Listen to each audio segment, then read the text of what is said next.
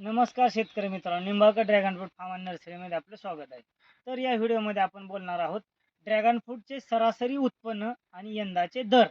तर ह्या व्हिडिओमध्ये आपण 3 मुद्द्यावरती बोलणार आहोत. पहिला मुद्दा आहे आपला ड्रॅगन फ्रूटचे सरासरी उत्पन्न किती आणि कोणत्या पद्धतीने किती होते. आणि दुसरा मुद्दा जो आहे आपला ड्रॅगन फ्रूटचे सरासरी दर. आणि तिसरा मुद्दा जो आहे आपला या व्हिडिओमध्ये तो आहे आपला ड्रॅगन फ्रूटचे दर का घसरतात आणि ड्रॅगन फ्रूटचे दर घसरल्यानंतर त्याचा फायदा कसा घ्यावा.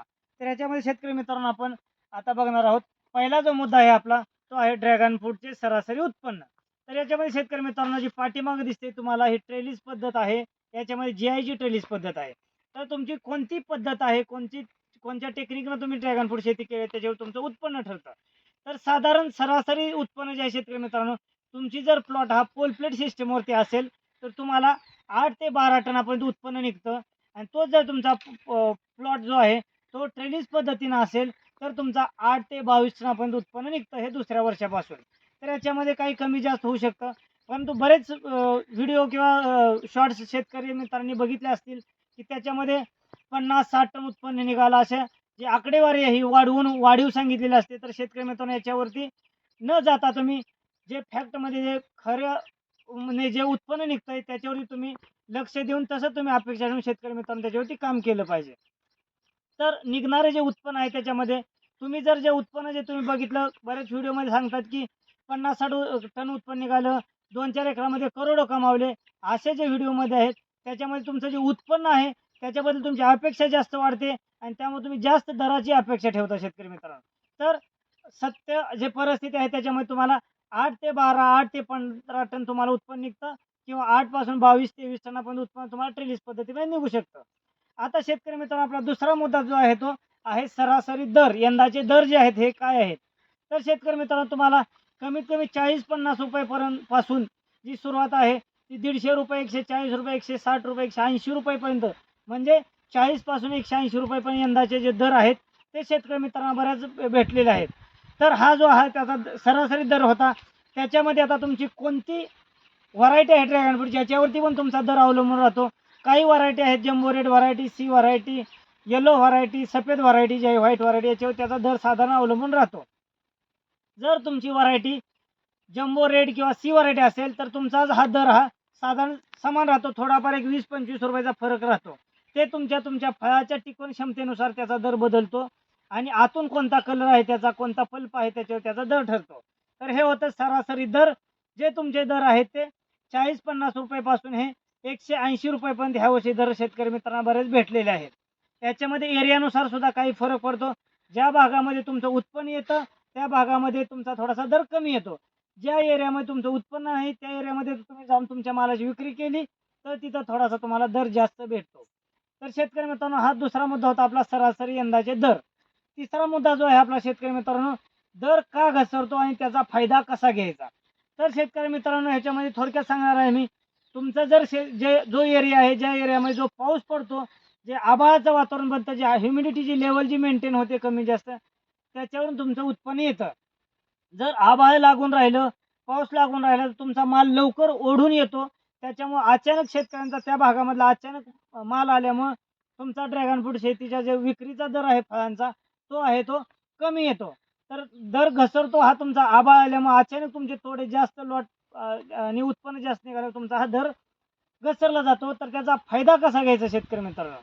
तर ड्रॅगन फ्रूट शेतीतल्या उत्पन्नाचा तुम्हाला फायदा घ्यायचा असेल तर तुम्हाला हे समजलं पाहिजे की तुमचा उत्पन्नाचा लॉट हा कधी निघाला पाहिजे आणि तो टप्प्याटप्प्यानं कसा आणायचा.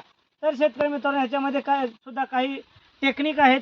त्या टेक्निक वापरून तुम्ही काय खते काही वेळेनुसार काही देऊन तुम्ही किंवा तुमचा जे आभाळ येण्याचं जे सिस्टीम आहे त्याच्यामध्ये थोडंसं येणारी फळं लवकर काढणे, थोडासा गव्हा माल काढणे ह्या किंवा तो जे खताचं शेड्यूल आहे ते कमी जास्त करून तुम्ही जे पाण्याचं शेड्यूल आहे ते सुद्धा पाठीमागं पुढं करून तुम्ही जो उत्पन्न येणार आहे त्याचे वेगवेगळ्या टप्प्यामध्ये तुम्ही उत्पन्न आणू शकता. त्याच्यामध्ये तुम्ही कोणती व्हरायटी लावली आहे त्याच्यावरती सुद्धा तुमचं उत्पन्न ठरतं.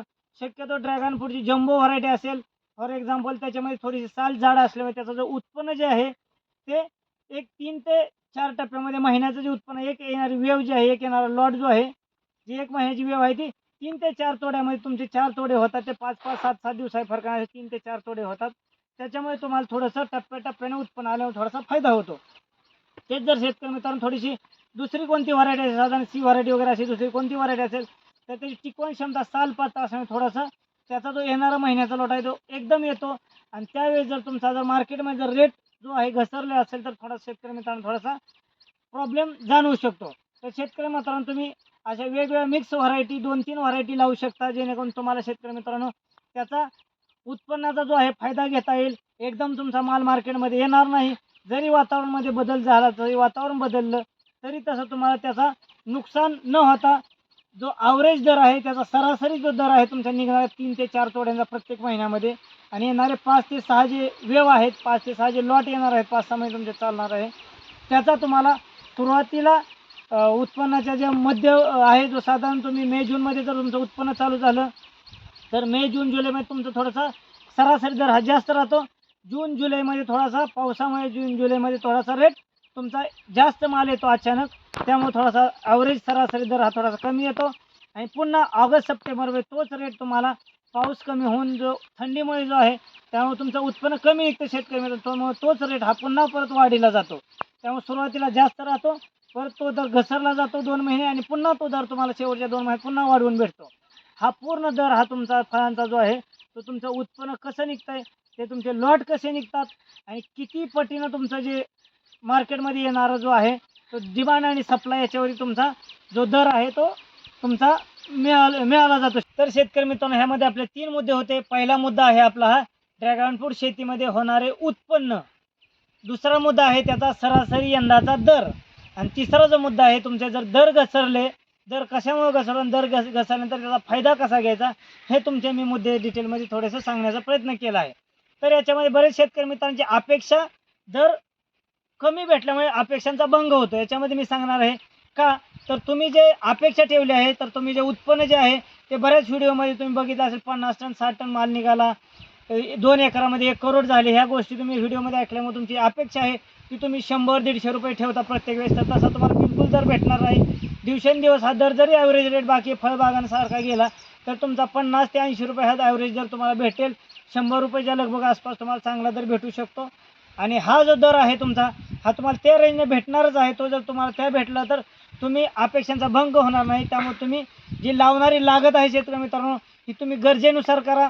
जास्त उत्पन्न निघणार आहे त्यामुळे तुमची लागत जास्त करून तुम्ही कर्जामध्ये डुबण्यापेक्षा तुमची अपेक्षा जी आहे ती दराची जेमतेम जो फॅक्टवरती चालणार आहे परिस्थिती बघून जो आहे त्याच्यावरतीच ठेवा आणि तसं तुमचं उत्पन्न येईल आणि त्याच्यानुसार तुम्हाला त्याचा जे दराचा आहे तो फायदा होईल. आणि त्याचा जर दर घसरल्यानंतर जो फायदा आहे कसा घ्यायचा त्याच्यावरती सुद्धा स्वतः तुम्ही मार्ग काढा. बाबा दर कधी पडतोय, कधी दर घसरतोय, तर आपण काय केल्यानंतर कशी फळं काढली पाहिजेत, थोडीशी गवळी फळं काढून त्याच्यामध्ये तुम्ही दर कसा फायदा घ्यायचा हे ठरवून तुम्ही तसं उत्पन्न काढू शकता शेतकरी मित्रांनो. तर हा माझा प्रयत्न होता त्या डिटेल्समध्ये सांगण्याचा शेतकरी मित्रांनो. तर अशाच माझ्या माहिती व्हिडिओसाठी माझ्या चॅनल लाईक करा, शेअर करा, सबस्क्राईब करा आणि जे आपले कोणी शेतकरी मित्र बंधू आहेत त्यांच्यापर्यंत पोहोचवण्याचा प्रयत्न करा. धन्यवाद.